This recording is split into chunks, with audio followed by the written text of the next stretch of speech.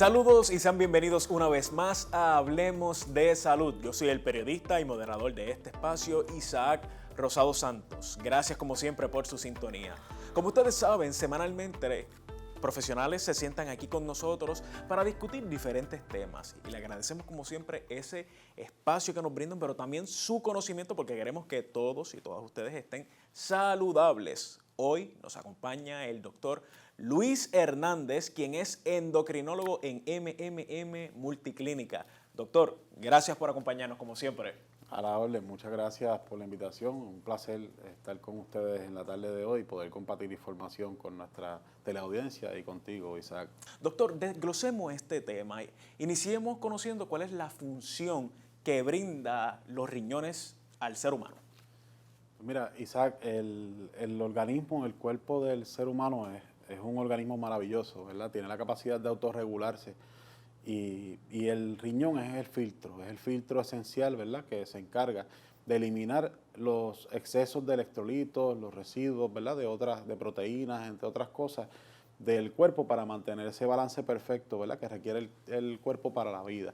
Esto lo hace a través de unos pequeños canales que son las nefronas, ¿verdad?, que tiene el riñón.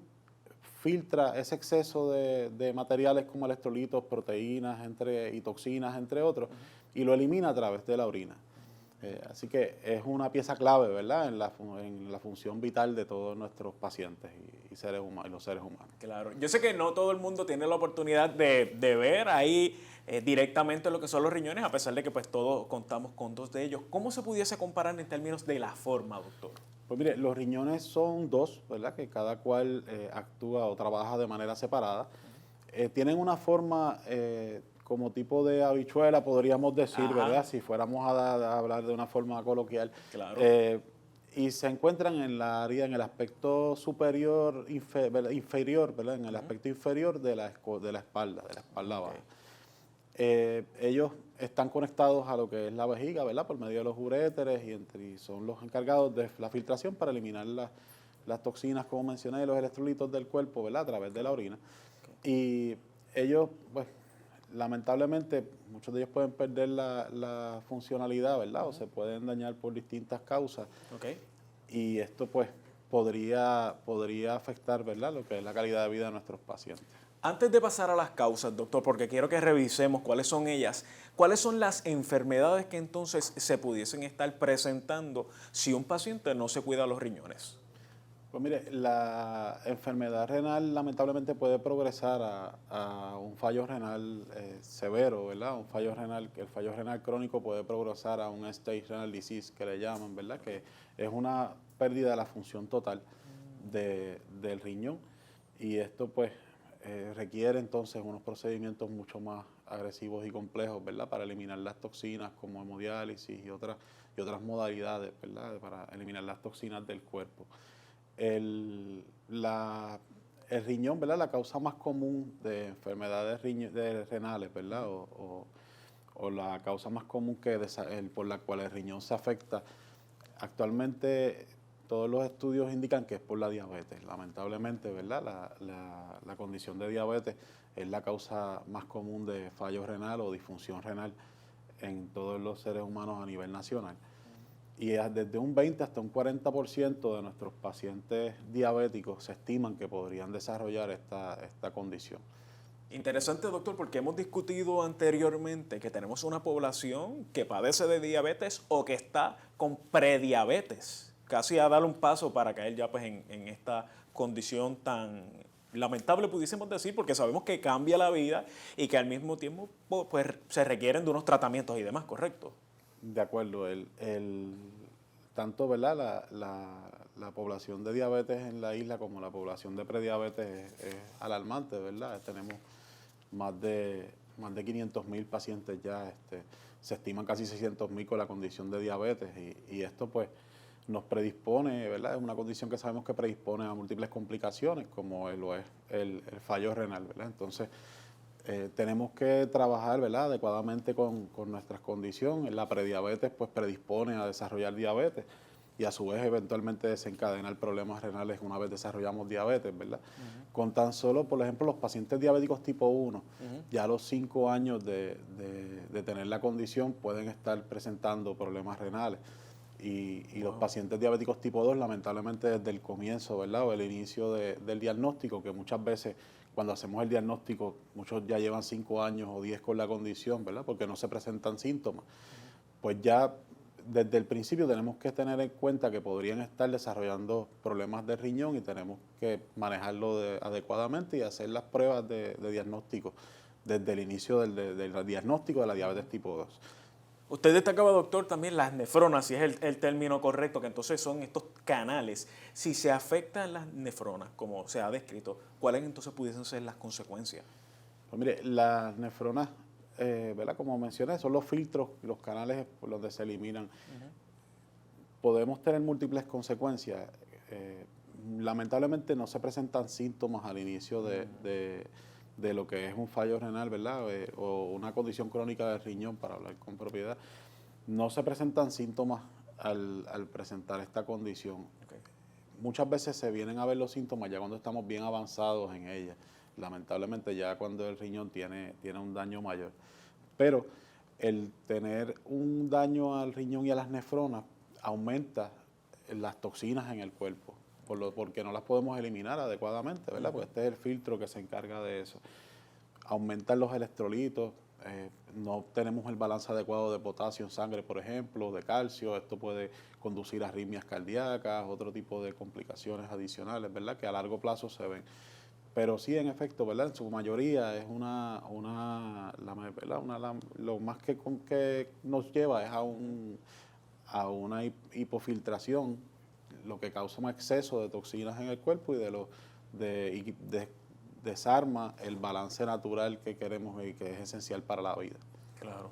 Ya que estamos discutiendo este tema, doctor, en términos de las enfermedades renales, ¿hay algunas señales o síntomas que nos identifiquen o que nos alerten para entonces ya buscar la ayuda profesional como es usted?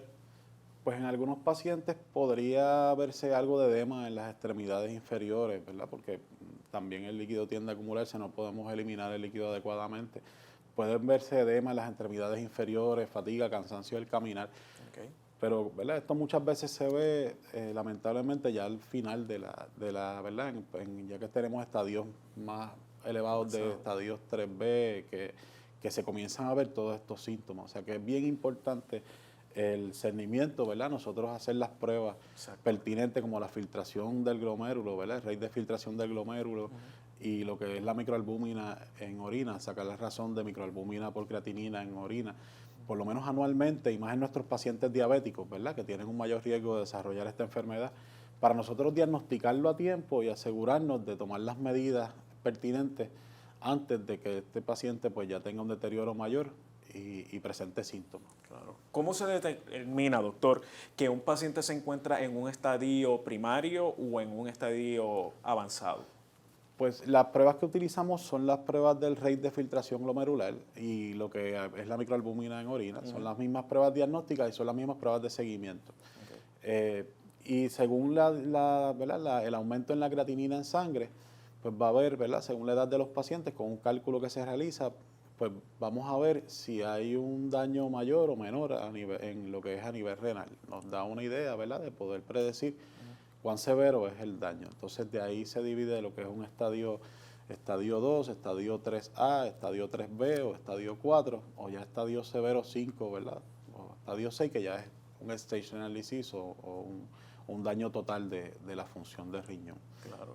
Según la experiencia que usted ha tenido aquí con la población puertorriqueña, doctor, ¿cuán entonces se encuentra avanzado o quizás iniciando en términos de estas enfermedades en los pacientes que usted recibe? Pues mire, muchos de los pacientes que nosotros vemos, lamentablemente ya presentan algún estadio, usualmente de leve a moderado, ¿verdad? Un estadio 3A, la gran mayoría un estadio 2, ya que está comenzando a presentar proteína, microalbuminuria o altos niveles de proteína, porque son pacientes que ya llevan muchos años con diabetes, en su gran mayoría cuando llegan al endocrinólogo. Las buenas noticias, ¿verdad?, es que nosotros podemos entonces ayudar a ese paciente a controlar su glucosa en sangre adecuadamente, dándole las herramientas, ¿verdad?, necesarias para hacerlo, y así prevenir que esta condición siga deteriorando por el descontrol de la glucosa. Entonces, lo más importante, ¿verdad?, es que nosotros logremos capturar a ese paciente a tiempo, que logremos que el paciente se comprometa, ¿verdad?, y se haga parte de los tratamientos que le estamos recomendando. Y lograr mantener un control adecuado de la glucosa en sangre para prevenir que siga deteriorando el riñón, ¿verdad?, por el exceso de glucosa y lo tóxico que esto puede ser al riñón. Así mismo. Doctor, yo sé que hemos conversado ya de varias enfermedades, pero ¿hay alguna recomendación en términos de la edad que el paciente entonces debe ya de ir a hacer ese chequeo regular? ¿Hay una cierta edad en que se recomiende o ya a partir pues, de los 65 años o más debe de entonces tocar la puerta de un profesional? Pues mire, todos los pacientes, hablando de lo que es diabetes, ¿verdad?, Claro, exacto. o prediabetes, es sumamente importante que ya las guías han cambiado, ¿verdad?, y las nuevas guías recomiendan que ya a partir de los 35 años de edad debemos de estar haciendo las pruebas como la hemoglobina glicosilada, ¿verdad?, y las pruebas de discernimiento de diagnóstico de diabetes. Así que, y más los pacientes, y en adición a los pacientes de 35 años de edad, los pacientes que sean obesos, ¿verdad?, que tengan más o sobrepeso, un índice de masa corporal mayor de 25, y que tengan algún factor de riesgo, como el factor, ¿verdad?, familiar, pacientes hispanos. Todos nosotros los puertorriqueños ya ser hispano es un factor de riesgo, así que es importante que si tenemos sobrepeso, obesidad y cualquiera de esos factores, nosotros debemos de hacer las pruebas de discernimiento. La base de riñón, ¿verdad?, todos los pacientes diabéticos tipo 2 deben de hacerse las pruebas también de discernimiento para, ¿verdad?, descartar que no haya ya un daño al riñón cuando nosotros lo estamos atendiendo. Claro, porque quizás se puede confundir el hecho de que un paciente tipo 1, con diabetes tipo 1, se pudiese ver más afectado, pero esto no limita a la población de diabetes tipo 2. De acuerdo. De hecho, en los diabéticos tipo 1, al ser más joven en su mayoría, y usualmente el diagnóstico se hace mucho más temprano en la condición, pues como decía, podemos estar hasta 5 años, ¿verdad?, antes de desarrollar la enfermedad renal, mientras que los pacientes diabéticos tipo 2, pues lamentablemente muchas veces desde casi el inicio del diagnóstico ya pueden estar presentando este tipo de deterioro en el riñón. ¿Se topa usted diariamente, doctor, o frecuentemente con pacientes que tienen miedo de poder buscar esta ayuda y de realizarse las debidas pruebas para pues, no conocer el diagnóstico que puede o no puede tener? Sí, lamentablemente, ¿verdad? Se habla mucho en la calle, ¿verdad? Se dicen, hay muchas teorías que los pacientes toman por cierto, pero es esencial que nosotros, ¿verdad?, que los pacientes se sientan confiados y que vayan a sus médicos primarios, que vayan a sus especialistas para hacer los diagnósticos pertinentes a tiempo, porque tanto la diabetes como la enfermedad renal crónica se benefician de hacer un diagnóstico temprano y poder hacer los ajustes tempranos, ¿verdad? Entre ellos podemos hablar de evitar los antiinflamatorios, ¿verdad? Es sumamente importante evitar los antiinflamatorios no esteroidales una vez ya el paciente presenta cambios en el riñón, controlar los niveles de glucosa, controlar la presión arterial y evitar la variabilidad de la misma, ¿verdad? Los antibióticos. Es sumamente importante que nuestros pacientes sepan que muchos de los antibióticos, una vez ya hay un daño renal, hay que ajustar sus dosis. O sea que no podemos ir a la farmacia a comprar cualquier antibiótico, porque muchas veces ese farmacéutico lamentablemente no sabe, ¿verdad?, cómo está la función renal de nosotros al momento que lo estamos comprando. Y puede ser detrimental al paciente, ¿verdad? Así que los suplementos, las vitaminas, por más naturales que sean, cuando nosotros no podemos eliminar adecuadamente estos suplementos de nuestro cuerpo, se pierde el balance, entonces se convierte en un exceso de esas vitaminas. Y esto puede causar, ¿verdad?, más daño que bien a nuestros pacientes. Así que es sumamente importante, ¿verdad?, nosotros dialogar con nuestros médicos qué medicamentos podemos tomar, qué medicamentos no podemos tomar, qué medicamentos nos pueden hacer daño si no los ajustamos adecuadamente, ¿verdad? Exacto.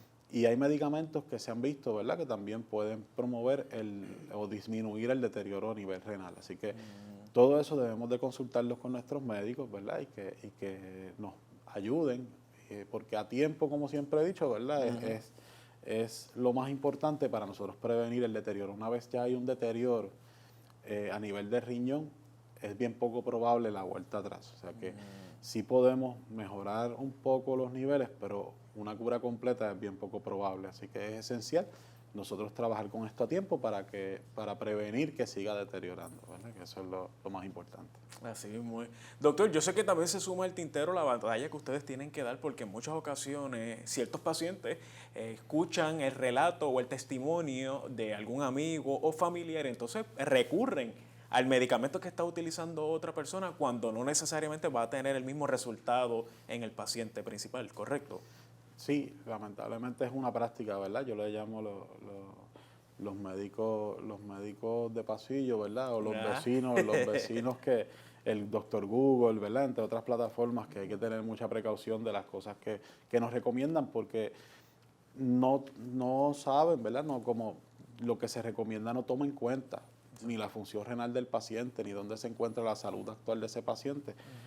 Y de hecho, mucho menos un vecino, ¿verdad? Que no tiene conocimiento de los laboratorios. Así que no todos los medicamentos son para todos los pacientes, algo que yo siempre hablo con cada paciente en particular, ¿verdad? Que cada paciente es un mundo, hay que individualizar la terapia para cada cual según las comorbilidades y las condiciones que presenta cada paciente. Así que es bien importante que sea un médico, ¿verdad? Quien oriente y lo eduque y que el paciente siga las instrucciones de su médico en particular. Así mismo. Doctor, atendimos entonces ya lo que es el diagnóstico, pero yo quiero que revisemos cuáles son las opciones de tratamiento que están sobre la mesa. Pues mire, lo más importante es el control de la glucosa, ¿verdad? Lo más importante es nosotros mantener una hemoglobina glicosilada controlada con los medicamentos para el control de la diabetes. Los cambios en estilo de vida siempre es esencial, ¿verdad? Todo lo que es diabetes, presión arterial, el disminuir el consumo de sodio, ¿verdad? Evitar el consumo en exceso de potasio. Los medicamentos, como hablamos, ¿verdad? Nos van a ayudar a evitar no utilizar medicamentos que puedan causar daño renal, como los medicamentos antiinflamatorios para el dolor que están over the counter, ¿verdad? Que es un problema porque los pueden comprar en cualquier momento y a veces pensamos que son nocivos, pero no, ¿verdad? En esta población puede hacerle mucho daño a la función renal. La hidratación es esencial, el consumo de agua, ¿verdad? Es sumamente importante para ayudar a ese riñón, ¿verdad? Mantenerse hidratado y filtrar adecuadamente las toxinas, ¿verdad? Y los excesos de nutrientes. Y en general, ¿verdad? Esos cambios de estilo de vida saludables que nosotros hagamos una dieta adecuada, ¿verdad? Y disminuir un 5 a 10%, porque eso nos va a ayudar a controlar nuestra glucosa en sangre y así también controlar, ¿verdad? O evitar que el riñón siga deteriorándose. Es importante aclarar el hecho de que no necesariamente, y usted me corrige, doctor, que un paciente diabético vaya entonces ya a padecer de alguna enfermedad renal, pero esto tiene que conllevar algún cuidado, una buena alimentación.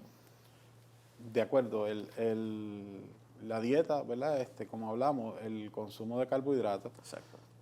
Hay medicamentos, ¿verdad?, que se utilizan para controlar la presión arterial que se ha visto que también, ¿verdad?, funcionan o evitan la progresión del daño renal. Otros medicamentos para la diabetes que también podrían evitar la progresión del daño renal, ¿verdad?, que hay que consultarlo con nuestro médico para ver si cada paciente es candidato para eso. Y lo más importante, ¿verdad?, la hidratación y los cambios en el consumo de carbohidratos y evitar los electrolitos que puedan acumularse en el cuerpo ya cuando hay un fallo de riñón, como el exceso de calcio, el exceso de potasio, consultar a un nutricionista, ¿verdad? Es esencial. Todas estas condiciones crónicas, como lo es la diabetes, los problemas de riñón, nos trae mucho estrés, nos trae mucha carga, ¿verdad? Muchos de nuestros pacientes en sus vidas, ¿verdad? Porque por desconocimiento, por la preocupación de qué va a suceder con nosotros eventualmente si el riñón sigue deteriorando. Entonces, es esencial que nosotros también busquemos ayuda, ¿verdad? De nuestros colegas los psicólogos, si es necesario, si esto ya está incidiendo en el control de nuestra glucosa. Y confiar en nuestros médicos, dialogar con nuestros médicos. Es sumamente importante la comunicación, nosotros podernos comunicar, sentirse cómodos de hacerle cualquier pregunta, porque toda pregunta es válida, ninguna pregunta es una pregunta boba, ¿verdad? Como dicen por ahí.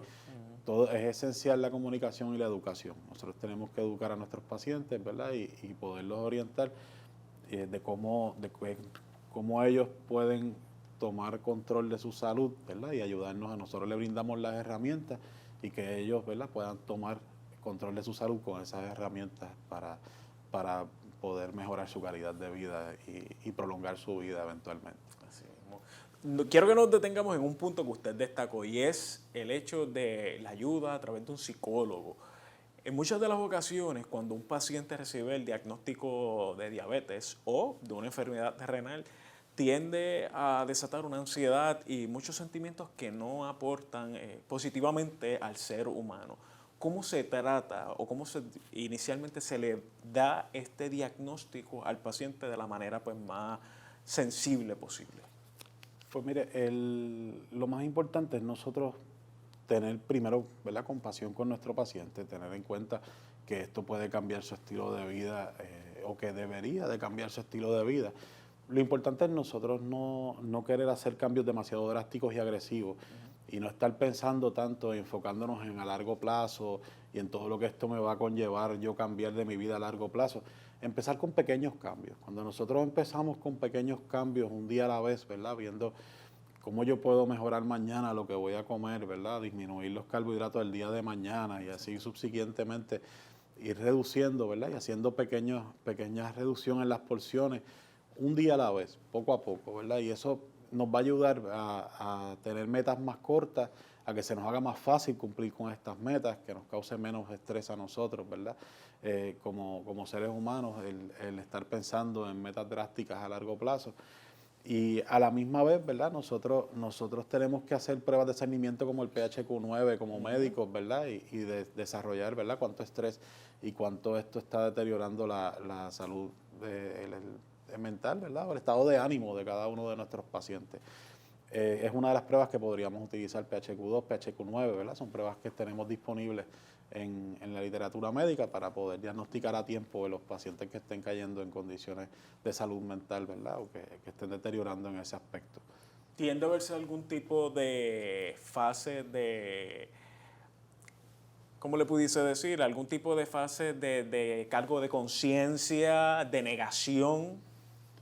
Algunos pacientes lamentablemente sí, ¿verdad? Podrían pensar ¿por qué a mí, verdad? Pero lamentablemente en Puerto Rico, ¿verdad?, la incidencia de diabetes es altísima, debemos de pensar que esto, ¿verdad?, lamentablemente nos puede ocurrir a cualquiera, no estamos exentos. Lo importante no es por qué a mí, es cómo yo voy a batallar, a darle frente a esto, ¿verdad? No sentirnos que por qué a mí no, ok, tengo esta enfermedad, a cualquiera le puede suceder, ¿verdad? Porque lamentablemente es algo bien común en la población. Así que vamos a darle de frente a esta condición para que yo no deteriore muy rápido, para que mi riñón no se afecte, para que no se afecte mi vista, ¿verdad?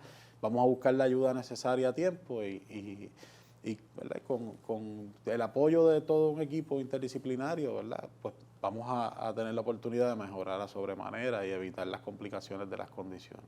Estos diagnósticos no solo impactan de alguna forma u otra la vida del paciente, su salud, su alimentación, también vemos que se ven afectados sus familiares, sus seres más allegados. ¿Cómo entonces también debe de ser ese apoyo constante por parte de este conjunto de las personas más cercanas? Porque yo sé que se brinda una gran labor desde las clínicas, pero ya cuando salen, que quizás no se tiene ese contacto, ¿qué se debe de hacer por parte de estas personas más allegadas? Es esencial la comprensión de la familia. A mí me gusta, ¿verdad?, que muchos de mis pacientes vayan acompañados con sus familiares más cercanos y más la población adulta mayor, ¿verdad?, que necesita quizás asistencia en muchas de sus facultades.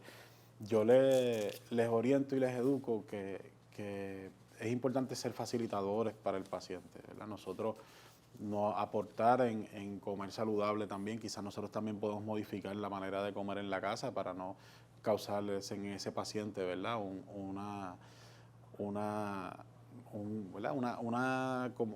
alterar una necesidad por comer o Claro.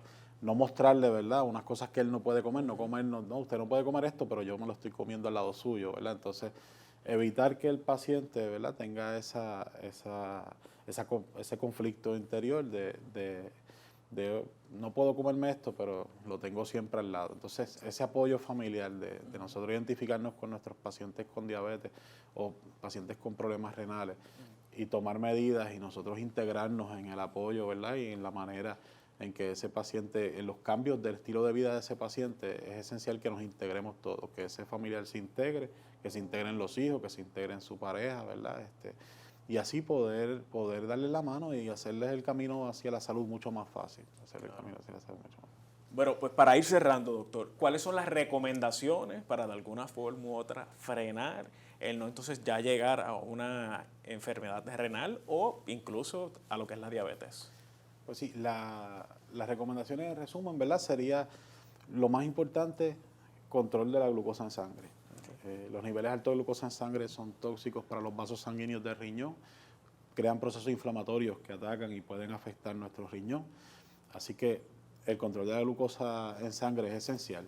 El control de la presión arterial, ¿verdad? Es parte esencial de esto. Y esto lo vamos a realizar con modificaciones en estilo de vida, ¿verdad? Nosotros disminuir la cantidad de carbohidratos que consumimos si somos pacientes diabéticos, ¿verdad? Disminuir el sodio si somos pacientes con hipertensión arterial, evitar el exceso de electrolitos. Como mencioné, el cuerpo es un balance, ¿verdad? El cuerpo mismo se autorregula. Entonces, todo lo que nosotros consumimos en exceso, por más natural que sea, puede afectar ese balance. Entonces, cuando tenemos fallo renal, pues afecta aún más porque no lo podemos eliminar adecuadamente. Así que tener mucha precaución con lo que consumimos, consultar con nuestro médico, ¿verdad? Qué medicamentos podemos utilizar y cuáles no. Cuáles son, ¿verdad?, los medicamentos que más nos convienen. Y no utilizar medicamentos sin prescripción médica y más cuando ya tenemos fallo renal. Eso va a evitar que ese fallo renal se deteriore y nos va a ayudar a prolongar nuestra calidad de vida. Sí, y vamos a hacer un hincapié también, como destacaba doctor, el buscar la ayuda a tiempo, el no esperar entonces ya a ver alguna señal que entonces no termine con un final agradable, tocar la puerta de un endocrinólogo como usted, profesionales, y en MMM Multiclínica, que es una sombrilla donde hay diferentes profesionales convirtiéndose en una familia extendida. De acuerdo, señor Rosado. Tenemos allí un equipo interdisciplinario, ¿verdad?, de todos los subespecialistas, nefrólogos, endocrinólogos. También tenemos el apoyo en salud mental con psicólogos, nutricionistas, ¿verdad?, que son esenciales en esas modificaciones de la dieta, ¿verdad?, y los cambios en estilo de vida. Todos trabajando en unísono, ¿verdad?, en un mismo sistema. Exacto. Para el beneficio de nuestros pacientes. Así que es una gran oportunidad, ¿verdad?, y queremos seguir brindándole ese apoyo a nuestros pacientes en ese tipo de dinámica. Bueno, doctor, está dicho todo. Agradecido de que nos acompañe una vez más aquí en Hablemos de Salud. Muchas gracias, un placer. Gracias por la invitación nuevamente. Bueno, amigos, si usted quiere obtener más información, si usted quiere coordinar una cita, saque lápiz y papel y apunte bien porque tenemos un cambio importante. Y usted se puede comunicar en un horario de lunes a viernes de 7:30 de la mañana a 5 de la tarde al 787-522-2482. 787-522-2482. Será hasta la próxima semana, agradeciendo como siempre su sintonía aquí en Hablemos de Salud.